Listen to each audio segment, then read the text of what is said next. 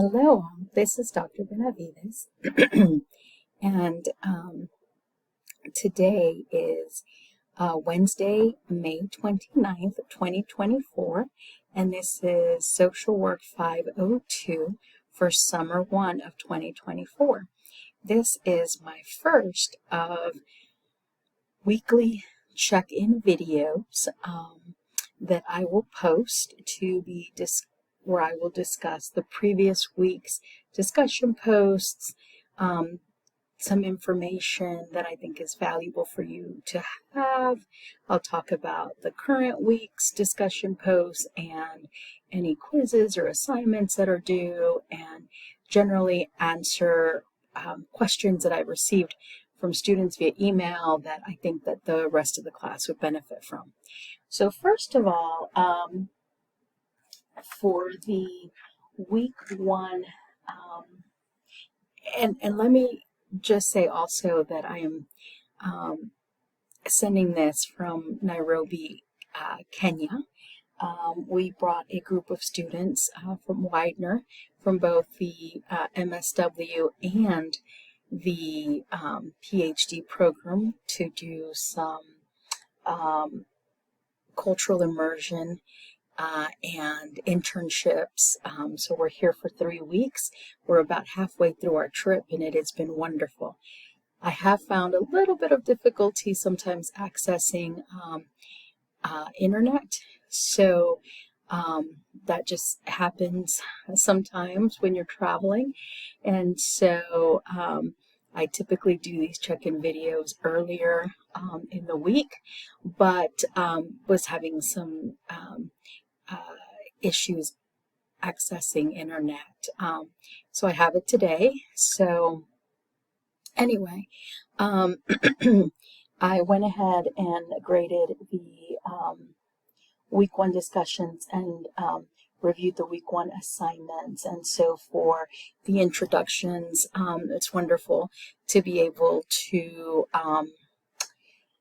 learn about you, so I love doing the intro videos. Hopefully everyone had an opportunity to watch my intro video that I posted before the course started. The other thing is the week one discussion on ethical issues in making diagnoses.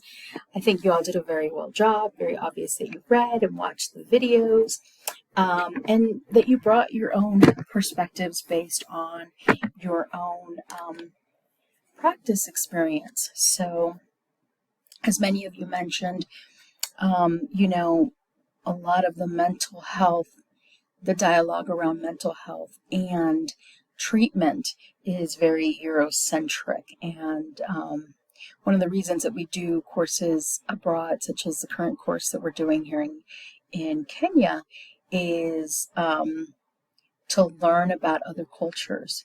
Because when we look at everything from a very Eurocentric viewpoint, anything that falls outside of the realm of what is considered quote unquote normal through that Eurocentric viewpoint is considered abnormal. And that's problematic when we have people from different cultures, religions, spiritual traditions, ethnic groups, nationalities, whatever that may be. And so we want to be cognizant that, as many of you stated, that we could potentially bias our work with our clients if we are not, cultural competence is a word that we used to describe, several years ago, the idea of really understanding another culture. And one of the difficulties of just the word competence means that when you become competent at something, you know everything there is to know about that subject. So when we talk about cultural competence, the concern there is that we might believe that we have become competent in someone's culture. And the reality is that that's not feasible. That's not possible, because every person experiences their culture, their religion, they experience all of that through differently and through their own lived experiences. So we can't ever say that we're competent. Well, we can say that we can maybe try and move towards understanding other cultures and be culturally humble enough to know that we don't know everything. And even, people within our own religion or our own spiritual traditions or within our own gender, within our own ethnicity, whatever or culture, we can't say that we speak for them because we all have different lived experiences. So how can we speak for another group? And so it's really important to keep in mind to be culturally humble and to always strive to continue learning and growing. And so many of you made such good points about that. So, and to keep in mind, that again, Jackie stated this in her week 2 discussion, that there's many different cultural and spiritual practices that are so different from our own. And Jocelyn also mentioned the intersecting identities, which is also really important to keep in mind, right? That there's so many intersecting identities to a human being, so that makes them unique and not another number. So it's really important to keep those things in mind. I think you all did a good job there. Really quickly, there was a week 1 clinical Vignette client assignment that was not towards your final grade, but it was incomplete. You had to complete it by Sunday and provide some information on the client that you have chosen for Vignette 1 and 2. I want to just, if you haven't done that, please do so as soon as possible, because if right now it's considered an incomplete. And I need to, be able to look at that to provide you some guidance. Several of you provided some information that gave me some idea of where you were going with this, and I was able to provide you with some guidance. Some just didn't, just put a name, like a pseudonym, and where you worked with them, without any information for me to be able to provide any sort of guidance. So on whether you're on the right track or not. So I just want to make sure that I state that the individual that you choose for the Vignette 1 and 2 must be somebody that you're able to do a clinical diagnostic assessment using the DSM-5.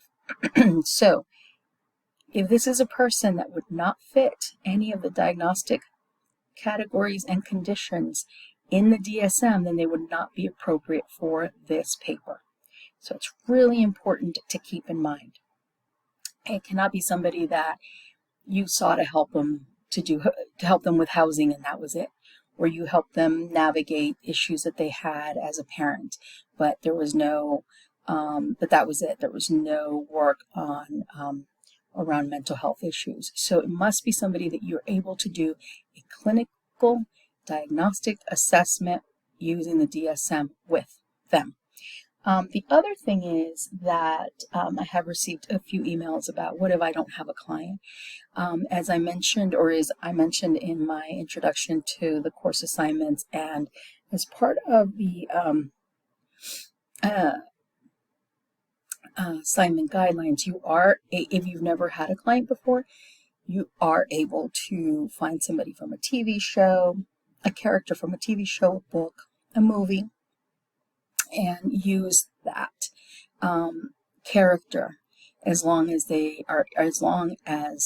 you're able to do, again, a clinical diagnostic assessment with that character. So very important to think about that.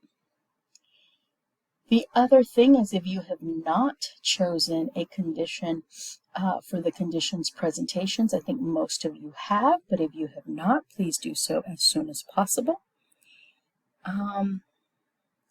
What else about the, if you do decide to choose somebody, or if you don't have a client and you're going to choose somebody from a book, a TV movie, or a movie or something along those lines, please make sure you email me so that I can approve that. It needs to be run by me just to make sure you're on the right track. Also really important, You cannot utilize a family member for this, nor can you go back and re-interview a client for this assignment. You are to use just any notes that are available to you that do not violate any HIPAA laws, and from your own recollection. Just want to make sure that I reiterate that. For this week, we're looking at neurodevelopmental disorders, and there is one week 2 discussion as well as a week 2 quiz. So for week 2 discussion on neurodevelopmental disorders, what I'm asking you is, it's a 2-part. For the initial post is 1. The first part is describe what you have learned from your readings and any of the learning materials that you had for this week, and discuss one of the following challenges for neurodevelopmental disorders from the list below: cultural influences, overlapping systems, diagnostic overshadowing, special populations, diagnostic reliability. You must respond to at least one classmate who chose a different challenge than you. Please make sure to discuss how your challenges might be related, or how the challenge you discussed could influence or affect the challenge that they addressed in their post. Typically, as in other classes, initial posts are due by Thursday of the week in which they are assigned, and responses are due by the Sunday of the week that they are assigned. Always make sure to look at the number of words that are required and the due dates. Typically, this is what it looks like, but sometimes you might see that you're asked to more words, or in the same thing with a response prompt. Sometimes it'll ask you to follow up with more than one classmate. So make sure that you review the assignment guidelines so you don't lose points. Okay, there's also a quiz on the neurodevelopmental disorders. You are to use the DSM-5 to answer the following questions. This is an open book quiz. Please use your book or books. There is no time limit to this quiz, but you have only one attempt on taking this quiz, okay? It is worth 10 points. Okay, so that is all for my week 2 check-in. I hope that the first week and a half of the course has gone well. Please, you can send me an email if you have any questions. I will let you know that I will be traveling out of Nairobi beginning tomorrow, as I will be going to a conference in a city that's about 4 hours away. And then over the weekend, I will be in a safari. I will have my electronics with me, but I am not sure of internet connectivity. But I will try my best. All right. But again, I hope everybody is doing well, and I will talk to you all soon. Bye.